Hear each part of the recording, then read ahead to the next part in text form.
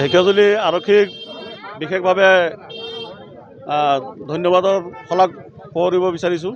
কাৰণ আজি যি তেওঁলোকে নাকাবন্দী কৰি দুজন গাঞ্জা সৰবৰাহকাৰীক আটক কৰিলে, তাত মোটামুটি দেখা গ'ল আমাৰ সন্মুখতেই গাড়ীখন ৰখাই তেওঁলোকক চেক কৰিলে। চেক কৰাৰ লগে লগে তেওঁলোকৰ ডিগিৰ পৰা প্ৰায় 10 কেজি গাঞ্জা ইতিমধ্যে পুলিচে কৰায়ত্ব কৰিবলৈ সক্ষম হৈছে।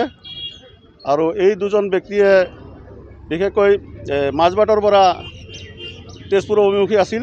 বুধপাৰাত নাকাবন্দী কৰি তেওঁলোকে পুলিচে কৰায়ত্ব কৰিছে।